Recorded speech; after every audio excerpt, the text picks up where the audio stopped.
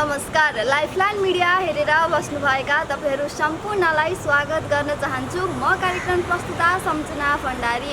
Lifeline मिडियाले विभिन्न स्थानीय तहका जनप्रतिनिधिहरूसँग कुराकानी गर्ने क्रममा हामी आज पनि एकजना प्रतिनिधिलाई अतिथिको रूपमा निम्ताएका छौँ।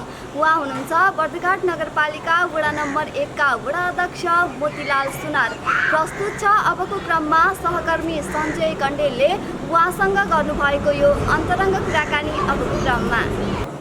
स्वागत छ सर तपाईलाई यो लाइफलाइन मिडियाको विशेष कार्यक्रम लाइफलाइन विशेषमा। धन्यवाद। पछिल्लो समय तपाईको व्यस्तता केमा छ? हाम्रो व्यस्तता सबभन्दा पहिला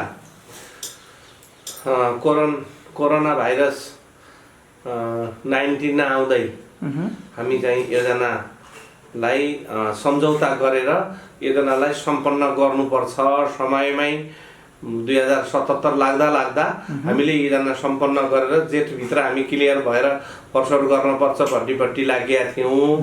त्यो लाग्दाखेरि चाहिँ अब कोरोना भाइरस कोभिड-19 हामी बिच आइपुग्यो। आइपुग्दा गर्दाखेरि स्थानीय सरकारको एउटा प्रतिनिधि भएको कारणले र हाम्रो नगर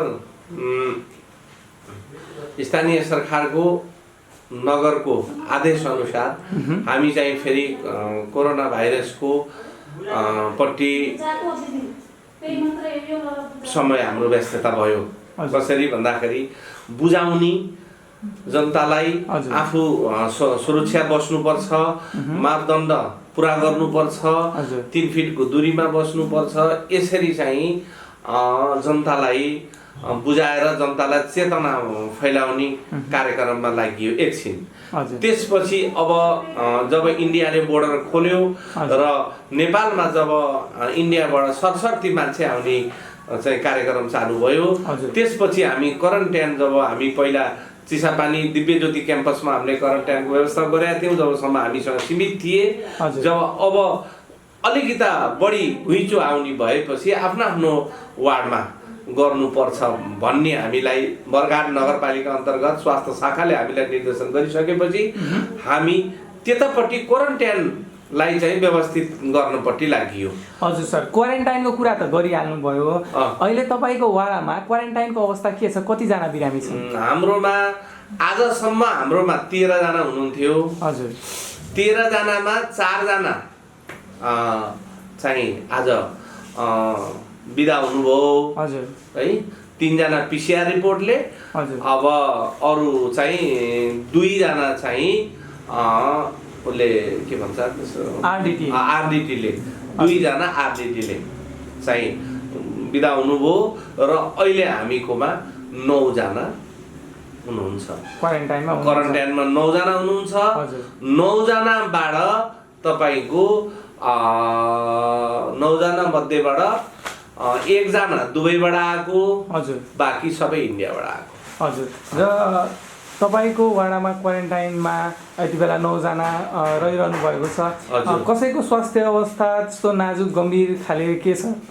स्वास्थ्य अवस्था गम्भीर त्यस्तो छैन, त्यस्तो परिस्थिति छैन। भोलिको दिनमा यदि साँच्चै नै गम्भीर अवस्था आयो अथवा अप्ठ्यारो भयो भने तपाईको वाडामा एम्बुलेन्सको उपलब्धता कतिको छ?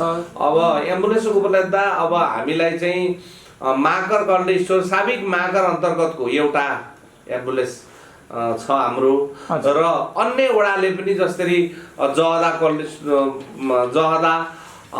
त्यसपछि तपाईको साबिक जहदा, साबिक दाउने देवीको त एम्बुलेन्स अहिले बिग्रेको छ। साबिक जहदा, साबिक पञ्चनगर, साबिक माकर त हाम्रो अन्तर्गत भयो। तर ती 2टा वाडाले पनि हामीलाई सहयोग गर्नुहुन्छ र हामीले सेवा चाहिँ दिन सफल भएका छौँ। थोरै समय 1-आधा घण्टा यताउता होला, तर त्यसरी बिरामीलाई नै अप्ठ्यारो परेको अवस्था चाहिँ अहिलेसम्म छैन। त्यसलाई हामीले निरन्तरता दिएका छौँ। हजुर, अहिले तपाईको वार्डमा कुन विद्यालयलाई क्वारेन्टाइनको रूपमा प्रयोग गरिएको छ र उक्त विद्यालयको अथवा उक्त क्वारेन्टाइनको क्षमता कति छ? वाल्मिकी माविमा हामीले वाल्मिकी मावि पुनर्वास मोती बस्तीको चाहिँ विद्यालयमा हामीले त्रिवेणी हाइवेको विद्यालयमा हामीले व्यवस्थापन गरेका छौँ र अहिले चाहिँ हामीको व्यवस्थापन अहिलेको हामीको 20 जनाको क्षमता अहिले हामीले एकदम रेडी अवस्थामा छ हाम्रो। तर अन्तिममा 16 जना भन्दा माथि अहिलेसम्म आउनु भएको छैन हैन। अब त्यसपछि अन्तिम अवस्थामा हामीले त्यो विद्यालयमा 50 जनासम्म त्यसलाई व्यवस्थापन गर्न सक्ने विद्यालयको क्षमता छ। र यति बेला हामी बन्दाबन्दीको अवस्थामा पनि छौँ र बन्दाबन्दीले धेरै नै निम्नवर्गीय घरधुरी का व्यक्तिहरूलाई चाहिँ धेरै नै असर गरिरहेको छ र यस्तो अवस्थामा राहत वितरणको कुराकानीहरू पनि आउँछन्। र तपाईँको वाडामा कतिजना निम्नवर्गीय व्यक्तिहरूलाई राहत वितरण गर्नुभयो र कति चरणमा तपाईँले राहत वितरण गर्नुभयो? हामीले 2 चरणमा राहत वितरण गरियो। हजुर। र पहिलो चरणमा 26 जनालाई, हजुर, दोस्रो चरणमा 81 जनालाई हजुर राहत वितरण गरियो। र हामीले त्योभन्दा पहिला हामीले 600 घरधुरीलाई चेतनामूलक कार्यक्रम राखेर हामीले साबुन हात धोएर खाना खानुपर्छ र बारम्बार साबुनले हात धुने बानी बसाल्नुपर्छ भनेर हामीले चाहिँ जनचेतना कार्यक्रम गरेका थियौँ। हजुर। र यति बेला तपाईँले भने जस्तै नै राहत वितरण गर्नुभयो, पहिलो चरणमा 26 जनालाई राहत वितरण गरेको कुरा गर्नुभयो। के साँच्चै निम्नवर्गीय व्यक्तिहरूले नै पाउनु भएको छ त राहत? यसको अनुगमन कसरी गर्नुभयो? अब यसको अनुगमन कसरी गरियो भन्दाखेरि साँच्चै यो व्यक्ति जेलादारी गरेर खाने नै हो त? हजुर। हो त या तो उसको श्रीमान विदेशमा छ, यहाँ भाडामा बस्छ, उहाँ उसको कम्पनी कोरोना भाइरसको कारणले कम्पनी बन्द भयो, बन्द भएपछि उसले पैसा पठाउन सकेन, ऊ पनि गएर राजदूतावासको शरण लिएको छ अथवा कुनै संस्थाको शरण लिएर ऊ पनि बाँचिरहेको छ, यहाँ भाडामा बस्ने छ, उसलाई खाना छैन। हजुर। भने त्यस्ता र जो गरी खाने हुँदा खाने जसले अब विकास निर्माणका कामहरू बन्द भए, पूर्वाधारका कामहरू बन्द भए, तपाईँको अब सबै कुरो बन्द भएपछि कोरोना भाइरसले गर्दा हामीले पनि विकास निर्माणका काम गर्नु पाइएन हैन। पछिल्लो टाइम हामी गर्ने नै भनेर लागेका थियौँ, तर प्राविधिक समस्याले गर्दा हामीले अलिकति हाम्रो चाहिँ बजेट बच्यो र अनि त्यस कारणले गर्दा चाहिँ तपाईँको हामीले त्यसरी अनुगमन गरेर चाहिँ वितरण, नत्र त 600 घरधुरीमा पहिला चरणमा 26 जना, अघिल्लो चरणमा 81 जना हुनु भनेको त्यो चाहिँ सबै हुने खानीलाई नै दिएको भएदेखि त्यसरी चाहिँ त्यति मात्रै हुन्थेन होला, बढी निस्किन्थ्यो होला। तर हामीले विशेष चाहिँ अनुगमन गरेर विशेष चाहिँ हामी जनप्रतिनिधि लगायत समाजसेवी राजनीतिक दल सबैले हामीलाई सहयोग गरेर चाहिँ हामीले त्यसरी चाहिँ हामीले चाहिँ व्यवस्थापन गरेको हामीलाई चाहिँ महसुस छ। हजुर। यति बेला सयौंको संख्यामा दिन प्रतिदिन कोरोनाका बिरामीहरू थपिरहनु भएको छ र यो एकदम दुःखद कुरा पनि हो। र अब यो अवस्था निरन्तरता भइरह्यो भने, यसरी नै दिन प्रतिदिन कोरोना संक्रमितका बिरामीहरू बढिरह्यो भने फेरि पनि लकडाउन हुन सक्ने सम्भावना त्यत्तिकै छ। र फेरि पनि लकडाउन भयो भने वाडाले नगरपालिकासँग कसरी समन्वय गरेर अगाडि बढ्छ? अब हाम्रो अब सर्वैसर्वा हाम्रो चाहिँ नगरपालिका हो, नगरपालिका अन्तर्गतका हामी वडाहरू हौँ हैन।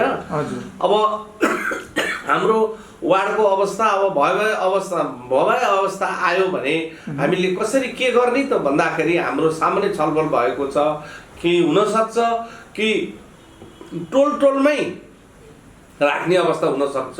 जसको ठुलो घर छ त्यो घरमा उसका परिवारका मान्छेलाई देखियो भने त्यो घरमा व्यवस्थापन गर्ने, त्यहाँनिर हामीले अनुगमन गर्ने, अनुगमन टोली खटाउने, राजनीतिक दलको सहयोग, अब हाम्रा समाजसेवीहरूको टोल विकास समितिका लगायत सहयोग लिएर त्यसरी हुन्छ कि कसरी हुन्छ हामी नगरपालिकासँगै समन्वय गरेर चाहिँ स्वास्थ्य शाखा अब चाहिँ अब नगर प्रमुखज्यू, उपप्रमुखज्यू अब सबै कुरा हाम्रो कार्यपालिका टिम बसेर भए स्थिति आयो अब यसलाई कसरी व्यवस्थापन गर्ने हो भन्ने हाम्रो विपदकालीन समिति छ।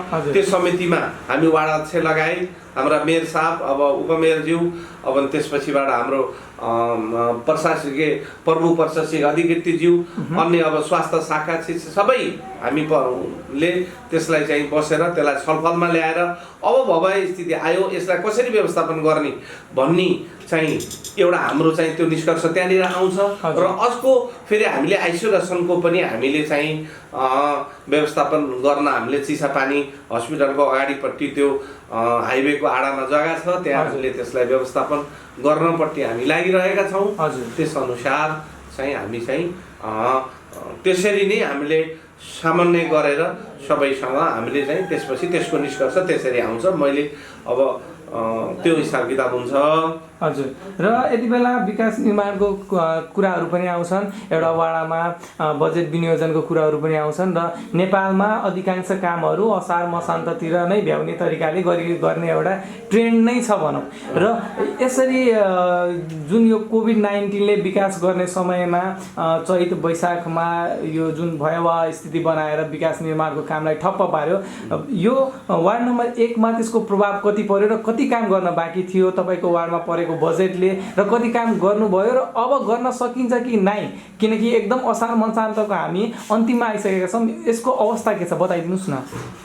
अब यसो छ, अब चाहिँ के छ भने अब अन्तिम अवस्था आयो। भए स्थितिले पहिला हामीलाई काम गर्न पर्यो। हामी काम गर्न कसो छ भनेपछि अब दूरी कायम राखेर गर्न हाम्रो पहिला पनि इच्छा थियो, तर के भन्छ अब देशको अब केन्द्र सरकारको निर्देशन अनुसार चाहिँ कर्मचारी उपस्थित हुन सक्नु भएन। त्यो नजाने प्राविधिक समस्या भएर केही बजेट चाहिँ हाम्रो चाहिँ रह्यो। बाँकी चाहिँ हामीले 2टा कृषि कुला निर्माण गऱ्यौँ, जो कृषिलाई एकदमै चाहिँ आवश्यक थियो। त्यसपछि त्यस्तै अरू चाहिँ कामहरू भएका छन्।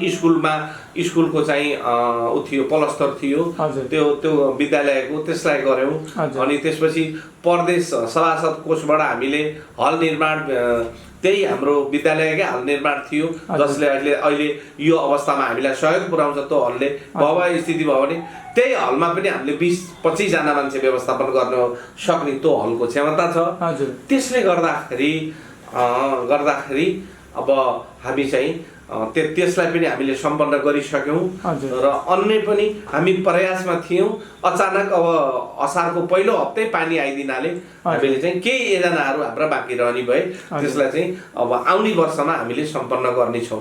प्रमुख प्रशासकीय अधिकृतले तपाईँहरूलाई बजेट यसरी बचिरहँदाखेरि कस्तो आश्वासन दिनुभयो? यसलाई अल्ल्या गर्ने अथवा फेरि पनि यसलाई पुनर्ताजगी गर्ने कि फ्रिज नै हुने हो? यो बजेट फ्रिज हुँदैन, अल्ल्या रहन्छ।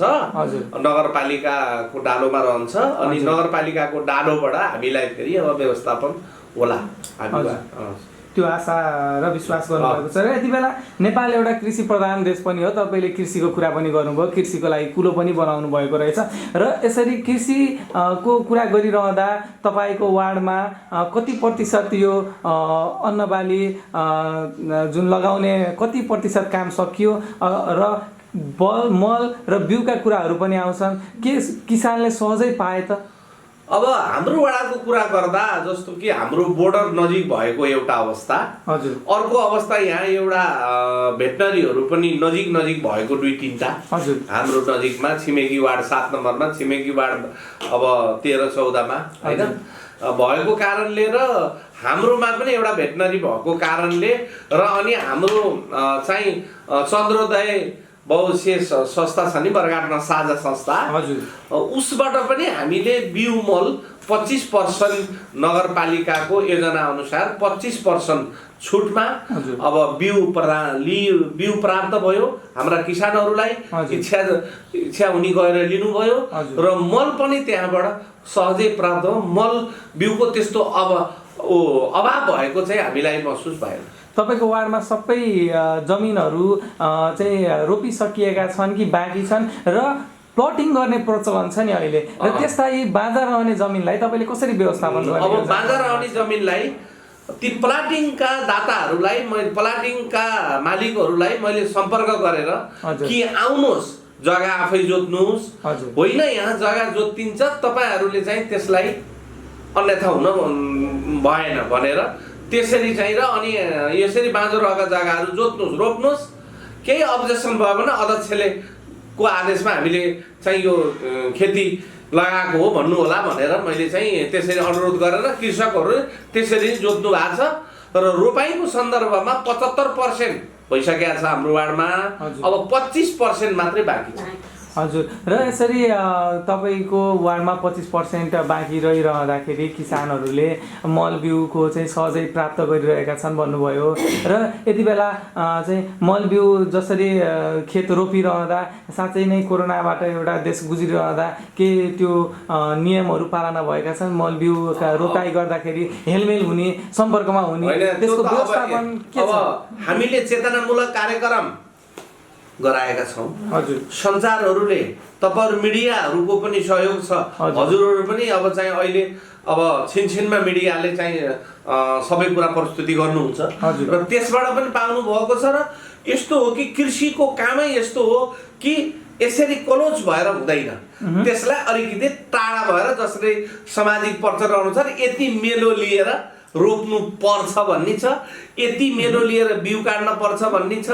र अनि जोताइको क्रममा ट्र्याक्टरले हुन्छ। अहिले चाहिँ अब त्यो पशुसँग गोरुसँग जोडिने अवस्था पनि रहेन। हजुर, त्यति बेला यसरी कुरा गरिरहँदाखेरि वडाको सम्पूर्ण विषयवस्तुमा रहेर केन्द्रित भएर कुराकानी गरिरहँदा शिक्षाको कुरालाई पनि जोड्न चाहे। यति बेला क्वारेन्टाइन लगभग सबै नै वार्डमा विद्यालयमै बनाइएको छ र सरकारले पनि रेडियो टेलिभिजन र मिडियाका माध्यमहरूबाट एउटा शैक्षिक सामग्री प्रसारण गरेर विद्यार्थीहरूलाई एउटा सहुलियत दिएको छ। यो अवस्थामा तपाईँको वार्डमा इन्टरनेटको पहुँचमा भएका विद्यार्थीहरूको सङ्ख्या के कस्तो छ? मेरोमा अहिले चाहिँ के छ भने जुन चाहिँ निजी विद्यालय छ, हजुर, बोर्डिङ स्कुल छ हाम्रोमा, Holi angel English boarding school, उसबाट भइरहेको छ अनलाइन। हजुर, है मेरै घरका नानीहरूले पनि पढाएका छन् हैन। हजुर, अब यो जुन हाम्रो सामुदायिक विद्यालय छ त्यहाँबाट त्यो चाहिँ अनलाइन मार्फत होमवर्क भइरहेको छैन। हजुर, कसरी भएको छ भन्दा किताब मापदण्ड अनुसार गार्जियनलाई बोलाएर उमेर पुगेका विद्यार्थीलाई बोलाएर सामाजिक दूरी कायम गरेर हामीले किताब वितरण गर्यौं। हजुर, त्यसै अनुसार तपाईको अहिले हामीले केमा भनेका छौं भन्दा घर घर गएर सामाजिक दूरी कायम गरेर होमवर्क दिने। हजुर, त्यसै अनुसार विद्यार्थीले चाहिँ होमवर्क गर्ने र पुस्तकहरू पढ्ने र अनि त्यसपछि अझै लामो अवस्था भयो भने हामीले चाहिँ फेरि अब यसलाई पनि व्यवस्थापन गर्नुपर्छ भन्ने हाम्रो भावी योजना छ। हजुर, र तपाईँको वाडामा केही व्यापार व्यवसाय गरेर बस्नुहुने व्यक्तिहरू पनि हुनुहुन्छ र उहाँ व्यापार व्यवसाय गरेर बस्ने व्यक्तिहरूलाई चाहिँ कोरोनाले लकडाउनले प्रभाव पनि धेरै नै पारेको छ र यसरी प्रभाव पारिरहँदा कतै कालो बजारी त भएको छैन? यस विषयमा तपाईँले कालो बजारीको एउटा वडा स्तरीय अनुगमन समितिले नियमन गर्नुभयो कि नगरबाटै आएर त्यो भइरहेको? अब यो नगरबाट पनि आउनु हो। हजुर, उद्योग वाणिज्य संघले पनि त्यसलाई ख्याल गर्यो।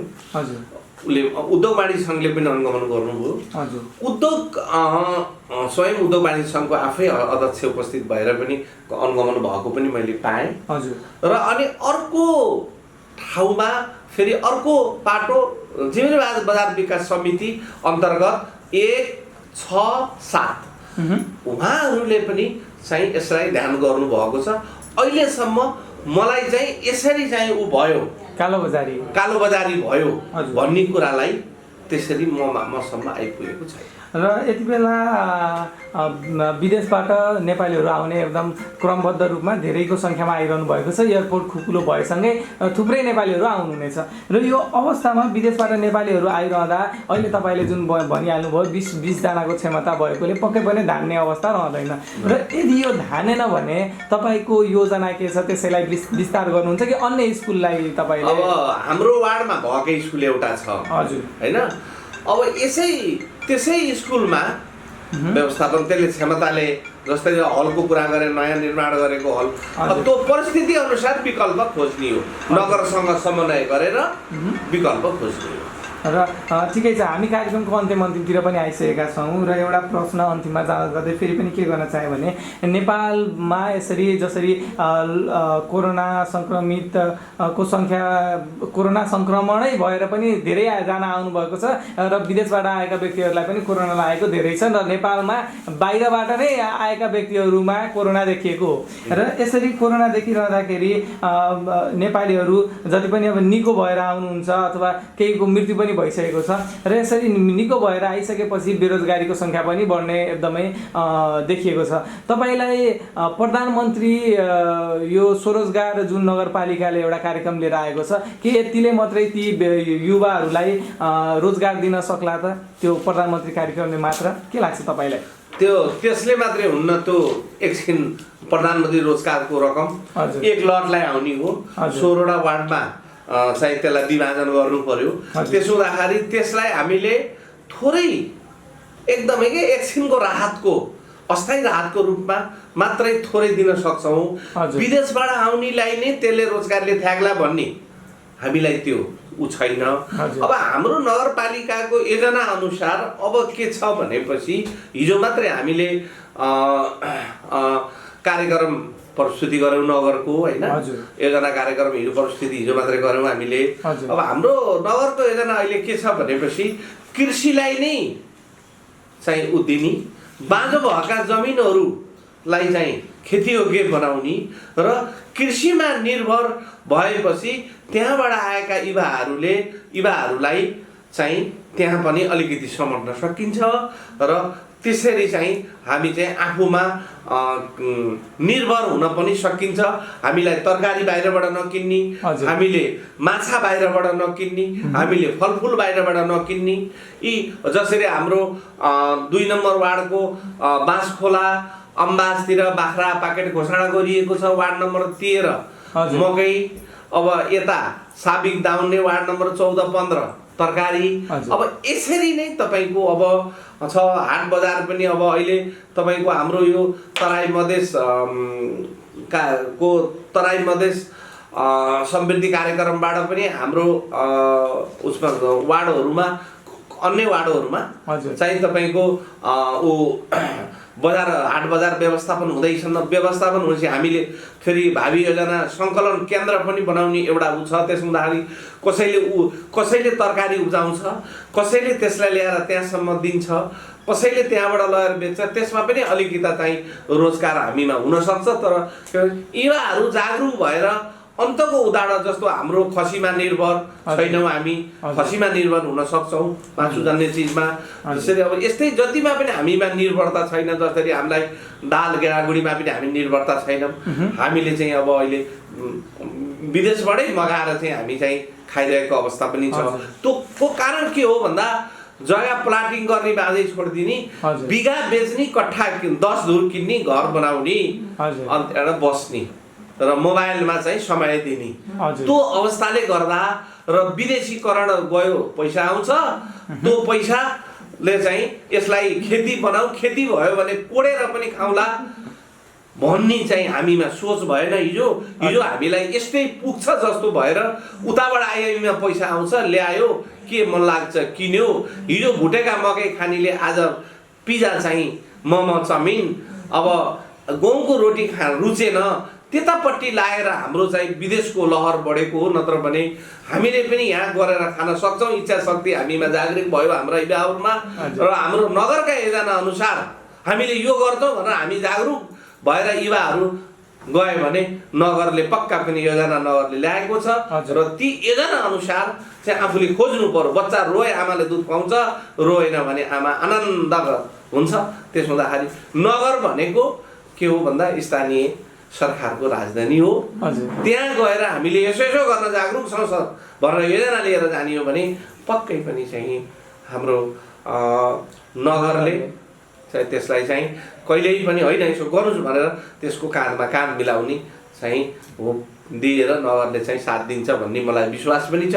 र हामी पनि नगरका एउटा चाहिँ कार्यपालिका सदस्य हौँ र हामीले पनि यसो गर्नुपर्छ भनेर हामीले पनि नगरलाई चाहिँ हो जागरुक युवा हुनु उहाँहरूलाई चाहना दिनुपर्छ भन्ने हाम्रो पनि दायित्व छ र हामीले पनि त्यसलाई आफ्नो जिम्मेवारी पूर्ण निभाउँछौँ। र यतिन्जेलसम्म हामीलाई कार्यक्रममा साथ दिनुभयो त्यसको लागि तपाईँलाई धेरै धेरै धन्यवाद। हस् हजुरहरूलाई पनि धन्यवाद आइदिनु भयो र हामीसँग विषयवस्तु बुझेर हामीलाई जागरुक बनाउनु भयो र अब आउने समयमा हामीले के गर्नु पर्ला त ल तपाईँहरूसँग सुझाव लिनु पर्यो।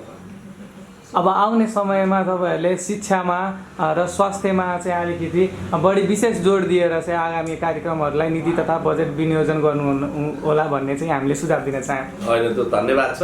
हामी पनि त्यसमै नै हामीले पनि अब शिक्षा र स्वास्थ्यलाई नै र कृषि शिक्षा स्वास्थ्य यसलाई नै चाहिँ प्राथमिकता दिनुपर्छ भन्ने नीति कार्यक्रमले हामीलाई पनि चाहिँ हिजो मात्रै हामीले नीति कार्यक्रम पास गरेका छौँ र हामी पनि त्यतापट्टि नै चाहिँ सीमित हुने हाम्रो कार्यपालिका टिमको चाहिँ अब एकदमै चाहिँ सकारात्मक सोच छ। व्यस्त समयको बावजुद हामीलाई धेरै समय दिएर हामीसँग कुराकानी गर्नुभयो, धेरै धेरै धन्यवाद। ल हजुरहरूलाई पनि धन्यवाद छ आइदिनु भयो। आदरणीय दर्शक श्रोता, हामी कार्यक्रमको नितान्त अन्त्यमा आइसकेका छौँ। जाँदा जाँदै हजुरहरूलाई हाम्रो कार्यक्रम के कस्तो लाग्छ, जस्तो लाग्छ त्यस्तै सल्लाह सुझाव र प्रतिक्रिया पनि दिँदै गर्नुहोला र मन परेमा लाइक कमेन्ट र सेयर गर्न पनि नबिर्सनुहोला भन्दै यतिन्जेल मलाई क्यामेराबाट साथ दिनुहुने साथी विचितालाई पनि विशेष धन्यवादका साथै म कार्यक्रम प्रस्तुता सम्झना भण्डारी पनि छुटिन चाहन्छु। नमस्ते।